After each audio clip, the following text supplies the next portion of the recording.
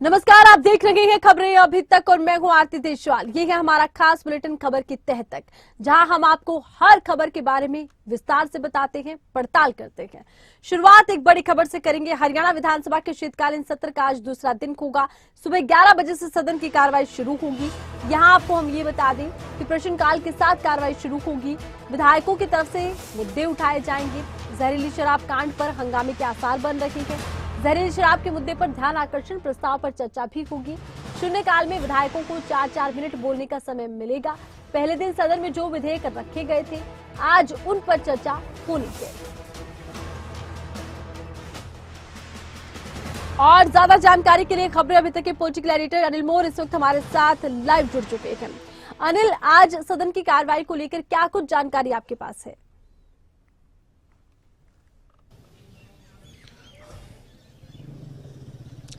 देखिए आरती, हरियाणा विधानसभा के शीतकालीन सत्र के दूसरे दिन की अगर बात करें, दूसरा दिन भी काफी हंगामेदार रहने के आसार है, क्योंकि पहले दिन विपक्ष की तरफ से कई मुद्दों पर सरकार को घेरा गया, वहीं सरकार की तरफ से भी जोर शोर से जवाब दिए गए, काफी गहमा गहमी देखने को मिले। वहीं जो आज दूसरा दिन है, ये भी काफी हंगामेदार रहने के आसार है। 11 बजे सदन की कार्यवाही शुरू होगी। प्रश्नकाल के साथ सदन की कार्यवाही शुरू होगी। प्रश्नकाल में सत्ता पक्ष विपक्ष के तमाम विधायकों की तरफ से सवाल पूछे जाएंगे। गेस्ट टीचर्स को नियमित करने का मुद्दा भी विपक्षी विधायकों की तरफ से में उठाया जाएगा। इस मुद्दे पर एक बार फिर हंगामा देखने को मिल सकता है। वहीं इनेलो विधायक अभय चौटाला की तरफ से महिला खिलाड़ियों की सुरक्षा से संबंधित मुद्दा यहां पर उठाया जाएगा। वहीं इसके अलावा बाकी विधायकों की तरफ से भी अपने अपने हलकों से संबंधित कई सवाल जवाब सरकार से पूछे जाएंगे। वहीं घरौंडा से बीजेपी विधायक हरविंद्र कल्याण यमुना नदी की वजह से बाढ़ जो आती है उससे संबंधित मुद्दा उठाएंगे। वहीं जो ज्यादा हंगामा रहने के आसार है, जो ध्यानाकर्षण प्रस्ताव पर जब चर्चा होगी, क्योंकि विपक्ष की तरफ से जहरीली शराबों से हुई मौत का जो मामला था, इस मुद्दे पर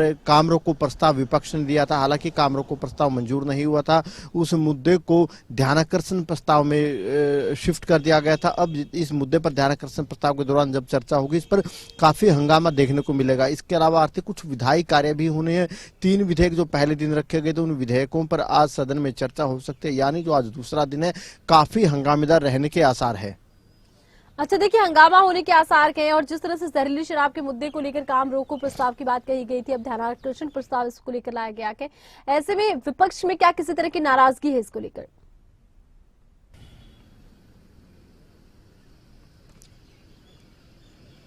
देखिए, बिल्कुल जब पहले दिन भी जब सदन चल रहा था, जब नेता प्रतिपक्ष और विपक्षी विधायकों की तरफ से कहा गया था कि उनकी तरफ से कई मुद्दों पर काम रोको प्रस्ताव दिए जाते हैं, लेकिन स्पीकर की तरफ से उन काम रोको प्रस्तावों को ध्यानाकर्षण प्रस्तावों में बदल दिया जाता है, या कई ध्यानाकर्षण प्रस्ताव ऐसे होते हैं जिनको मंजूर नहीं किया जाता। इसको लेकर भी आज हंगामा हो सकता है। जैसे ही इस मुद्दे पर चर्चा होगी, चर्चा शुरू होगी, उससे पहले विपक्ष की तरफ से मांग की जाएगी कि जो जहरीली शराबों से मौतें हुई, तकरीबन 2 दर्जन लोगों की मौतें हुई थी, बड़ा मुद्दा बन गया था। अम्बाला यमुनानगर में कई मौतें यहाँ पर हुई थी, तो विपक्ष की तरफ से आज एक बार फिर मांग की जा सकती है कि इस मुद्दे पर काम रोको प्रस्ताव के तहत चर्चा होनी चाहिए, काम रोको प्रस्ताव के अंतर्गत इस पर चर्चा हो। लेकिन स्पीकर पहले स्पष्ट कर चुके थे, उनकी तरफ से आज खबरें अब तक से खास बातचीत भी की गई थी। स्पीकर की तरफ से कहा गया था कि जो पहले की परंपराएं रही है, पहले की परंपराओं में भी ऐसा होता था, जब किसी मुद्दे पर अलग अलग प्रस्ताव आते थे, जब एक मुद्दे पर कहीं ध्यानाकर्षण प्रस्ताव आ गया तो कहीं काम रोको प्रस्ताव आ गया, तो उस मुद्दे पर ध्यानाकर्षण प्रस्ताव के तहत चर्चा होती है। स्पीकर साहब का कहना था। तो ऐसे में जब जहरीली शराब का मुद्दा उठेगा, विपक्ष की तरफ से सरकार को घेरा जाएगा, लेकिन सरकार भी विपक्ष को घेरेगी, क्योंकि इस पूरे के पूरे मामले में जब एक नाम आया था, वो कांग्रेस के नेता थे यमुनानगर के, उनके ऊपर कांग्रेस पार्टी की तरफ से कार्रवाई भी की गई थी। तो ऐसे में जब विपक्ष सरकार को घेरेगा, तो उस मुद्दे पर सरकार भी विपक्ष के ऊपर काफी हमलावर दिखाई देगी। अच्छा, देखिए, लगातार देखा जा रहा है कि विपक्ष अपने मुद्दों को लेकर तैयार है। विपक्ष के तमाम मुद्दे हैं, एक तरफ ध्यानाकर्षण प्रस्ताव पर चर्चा होनी है, हंगामे के भी आसार है। ऐसे में क्या विधायी कार्य हो सकते हैं आज, अनिल?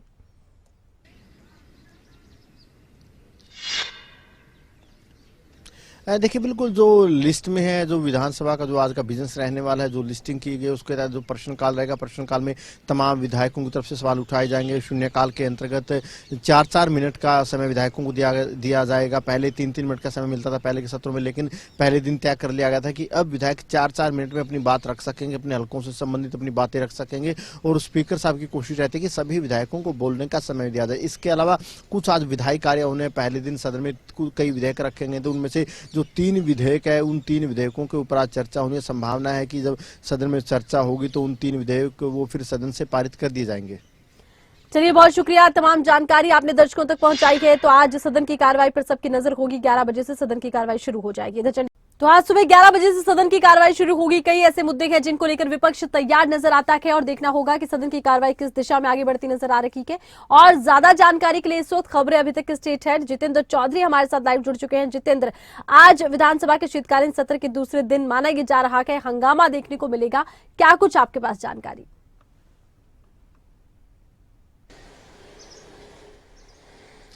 देखिए, बिल्कुल, चाहे शीतकालीन सत्र के पहले दिन की बात करें या फिर आज दूसरे दिन की बात करें, हंगामा जरूर देखने के लिए मिलता है, क्योंकि मुद्दे इस प्रकार के जब विपक्ष की तरफ से उठाए जाते हैं, सत्ता पक्ष अपने जवाबों को यहां पर देते हुए नजर आता है। तो कई विषयों पर अगर हम बात करें तो आमने सामने सत्ता पक्ष और विपक्ष देखने के लिए मिलता है। पहले दिन की जब हम बात करते हैं तो पहले दिन जिस तरीके से जीन प्रिंसिपल के मुद्दे को लेकर के नोकझोंक जो है वो पूरे तौर पर बहस जो है वो देखने के लिए मिली थी। और ये भी कहा जा सकता है कि हंगामा देखने के लिए मिला था। पूर्व शिक्षा मंत्री गीता भुक्कल, शिक्षा मंत्री कंवरपाल गुर्जर और उप मुख्यमंत्री दुष्यंत चौटाला इस पूरे मसले पर अगर हम बात करें तो आमने सामने नजर आए। और इसको लेकर के पूरी ये कह सकते हैं एक बहस जो है सत्ता पक्ष और विपक्ष के बीच में देखने के लिए मिली थी। एक बार नहीं बल्कि दो दौर की बहस इसी प्रकार से देखने के लिए मिली थी। और भी कई मुद्दे थे जिन मुद्दों को लेकर के समय समय पर जो सत्ता पक्ष और विपक्ष के बीच बहस है वो देखने के लिए मिली थी। लेकिन पहले ही दिन जो मुद्दा था जहरीली शराब का, जिसे काम रोको प्रस्ताव को जिस तरीके से ध्यान आकर्षण प्रस्ताव में बदल दिया गया था, जिस पर आज चर्चा होगी प्रश्नकाल और शून्यकाल के बाद, क्योंकि 11 बजे हरियाणा विधानसभा के शीतकालीन सत्र के दूसरे दिन की जो कार्यवाही है वो शुरू होगी और प्रश्नकाल होगा और प्रश्नकाल के बाद शून्यकाल होगा, जिसके बाद ध्यान आकर्षण प्रस्ताव को लेकर के जो चर्चा है वो रहेगी। और आज जो ध्यान आकर्षण प्रस्ताव है वो जहरीली शराब पर है। पहले दिन कांग्रेस का ये कहना था कि उन्होंने काम रोको प्रस्ताव दिया है तो उसे आखिर क्यों ध्यान आकर्षण प्रस्ताव के अंदर तब्दील किया गया है, इसको लेकर के कांग्रेस का वॉकआउट भी देखने के लिए मिला था। पूरा विरोध जो है कांग्रेस की तरफ से किया गया था। यानी ये एक मुद्दा है जिसके अंदर अगर हम बात करें, करीब 22 के आसपास जो लोग हैं उनकी मौत हो चुकी है जहरीली शराब के कारण हाल ही में। इसके अलावा इससे पहले का किस प्रकार का आंकड़ा रहा है, किस तरीके से इससे पहले भी जहरीली शराब को लेकर के जो परिस्थितियां हैं वो प्रदेश के अंदर बनी है। अभी कुछ ही देर पहले जिस तरीके से कांग्रेस की वरिष्ठ नेता किरण चौधरी भी बता रही थी कि इससे पहले भी इस प्रकार का घटनाक्रम देखने के लिए मिला है, तो उन तमाम घटनाक्रमों को जहां विपक्ष जो है मौजूदा जो सरकार है, चाहे गठबंधन की सरकार हो या मनोहर पार्ट 1 सरकार हो, उस सरकार के दरमियान जब इस प्रकार के वाकये हुए हैं उन्हें दोहराते हुए नजर आएगी। तो अमूमन बहस में यह भी देखने के लिए मिलता है कि पिछली सरकारों में किस तरीके से इस प्रकार का घटनाक्रम रहा है। सत्ता पक्ष जो है इस प्रकार के आंकड़े भी लेकर के सामने आता है। तो ये कहा जा सकता है कि जब ये आंकड़े आमने सामने रखे जाएंगे, उन आंकड़ों को लेकर के जो पूरी बहस है। अच्छा, देखिए जितेंद्र, अब शून्यकाल भी होगा और इस दौरान 4-4 मिनट भी दिए गए हैं अपनी बात रखने के लिए। और एक बदलाव इस बार देखा गया है, इस बदलाव को लेकर भी दर्शकों को बताइए और बताइए कि किस तरह की पूरी कार्रवाई रहेगी। पहले शून्यकाल होगा, प्रश्नकाल होगा, विधायी कार्य भी होने हैं, हंगामा भी हो सकता है।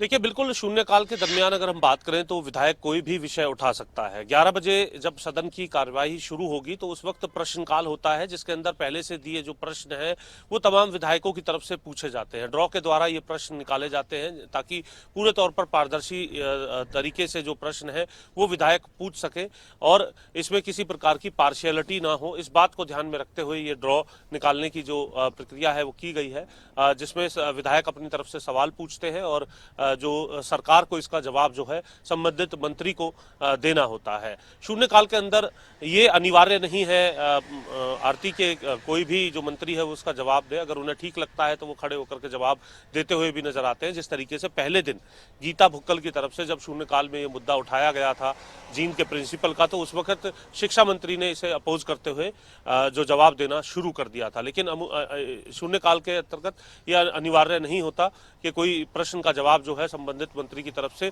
मौके पर ही दिया जाए। इसको लेकर के जो एक प्रोसेस है उस प्रोसेस के तहत उस मुद्दे को जो है तमाम जो विधायक है वो इंस्टेंटली उठा सकते हैं शून्यकाल में। इसीलिए अधिकतम ये देखने के लिए मिलता है कि जब शून्यकाल के दरमियान ही जो कई जो मसले हैं उन पर सत्ता पक्ष और विपक्ष आमने सामने नजर आता है।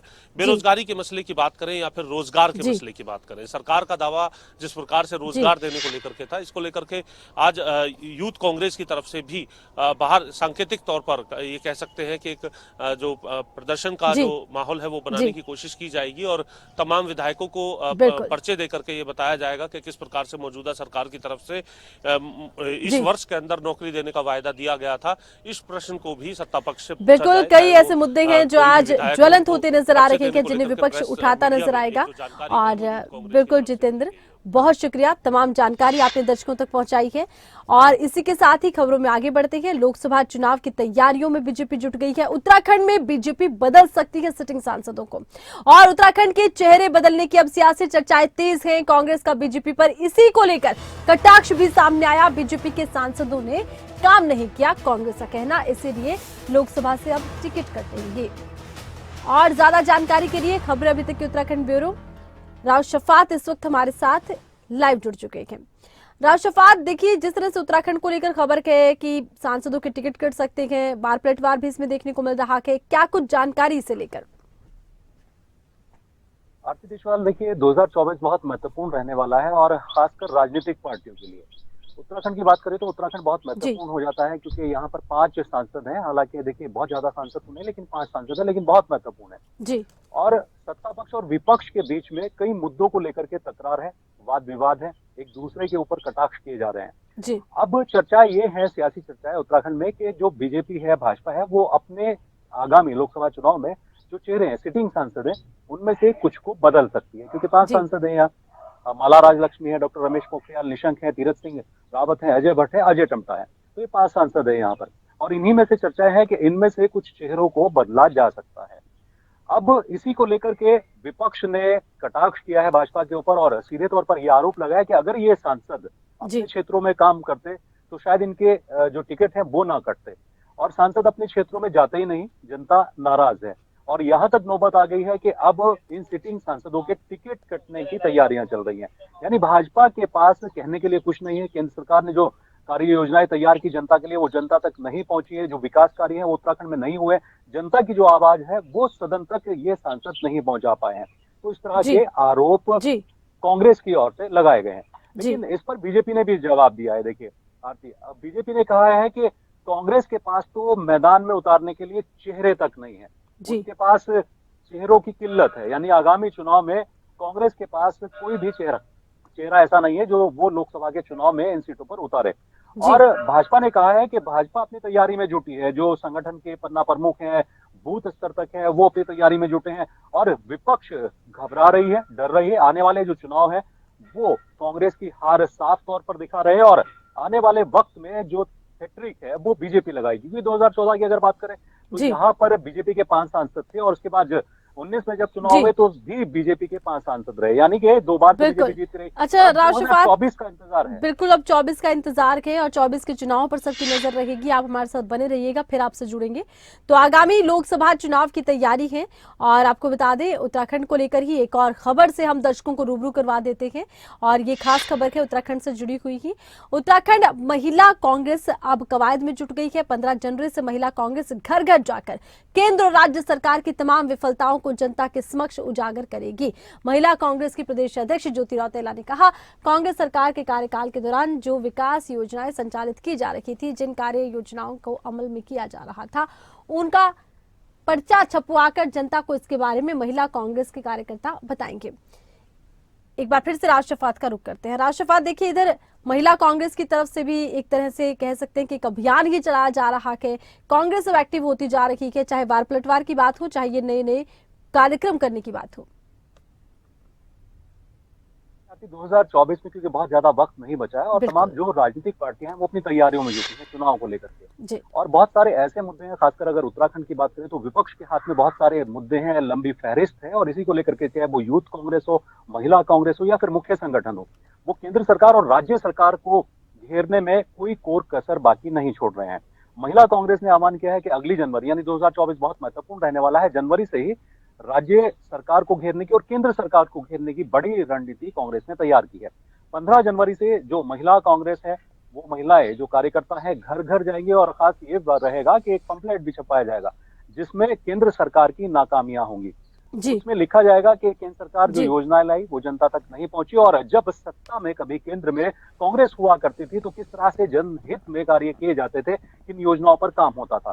तो आने वाला जो वक्त है वो सत्ता पक्ष और विपक्ष के बीच में बेहद तकरार का रहने वाला है, और जनवरी से ये कवायद जी शुरू हो जाएगी। इसके जी साथ ही जो मुख्य संगठन है वो भी तैयारी बिल्कुल में जुटा है, राशिफा, उसके साथ यूथ कांग्रेस है वो भी तैयारी में जुटा है। बिल्कुल।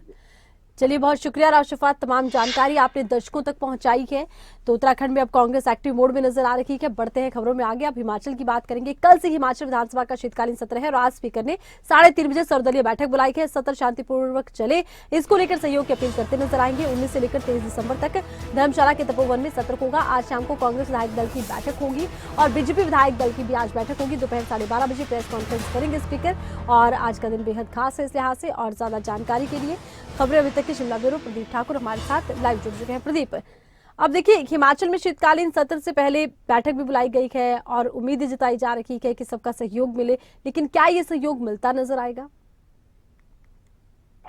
बिल्कुल, देखिए 5 दिन का सत्र कल से शुरू होने वाला है और उससे एक दिन पहले यानी आज जो सर्वदलीय बैठक है वो धर्मशाला में बुलाई गई है। जो तपोवन में हिमाचल प्रदेश की विधानसभा है वहां पर ये बैठक होनी है। उसमें नेता प्रतिपक्ष जयराम ठाकुर और संसदीय कार्य मंत्री हर्षवर्धन चौहान को विधानसभा की तरफ से न्योता दिया गया है इस बैठक में हिस्सा लेने के लिए। और इसमें जो एक परंपरा रहती है, स्पीकर अपील करते हैं दोनों दलों से, क्योंकि 2 प्रमुख दल यहाँ पर है, कुछ निर्दलीय भी है, उनको सरकार का समर्थन मिला हुआ। जी प्रदीप, है जो 2 प्रमुख दल है कांग्रेस। जी तो देखिए विधानसभा के शीतकालीन सत्र से पहले सर्वदलीय बैठक,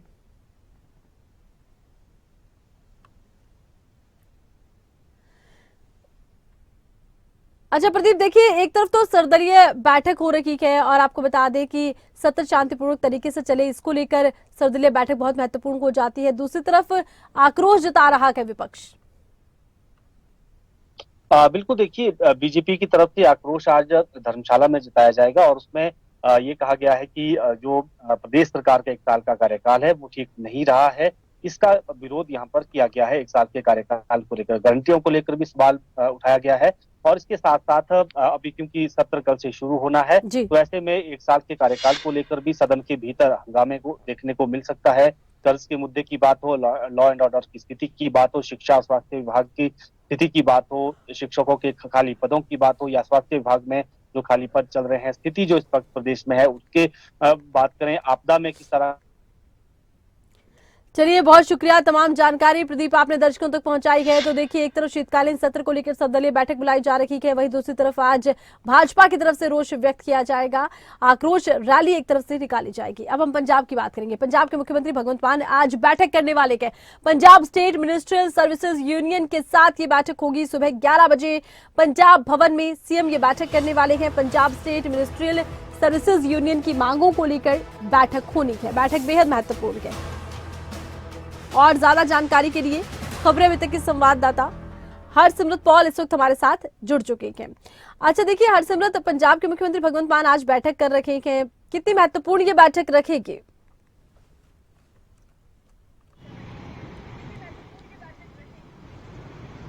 बिल्कुल आरती, आपको बता दें कि पंजाब के मुख्यमंत्री जो हैं वो आज पंजाब स्टेट मिनिस्ट्रियल के जो विभाग है उसके साथ ये बैठक करेंगे। इनकी जो मांगे हैं पिछले कई समय से लंबित चल रही थी। आपको ये बता दें कि पिछले काफी समय से ये लोग धरने पर बैठे हुए थे और कुछ समय से जो है वो सचिवालय का काम भी इसको लेकर के ठप था और इसके बाद लगातार मांग की जा रही थी कि इनकी जो मांगे हैं उनको पूरा किया जाए, जिसमें इनकी वेतन वृद्धि के साथ साथ टीए और डीए की भी कुछ समस्याएं शामिल थी।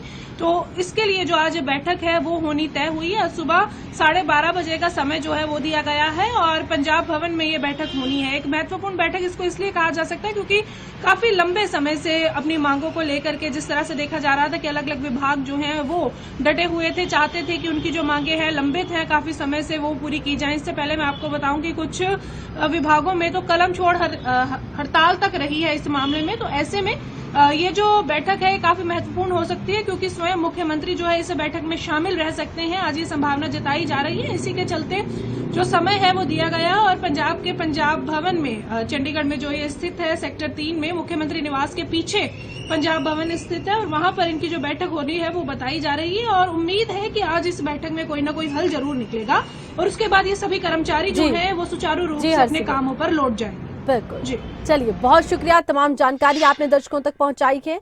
तो Punjab state ministerial services union के साथ ही बैठक होगी और इसी के साथ ही हमारे इस खास बुलेटिन में बस इतना कि आप देखते रहिए खबरें अभी तक।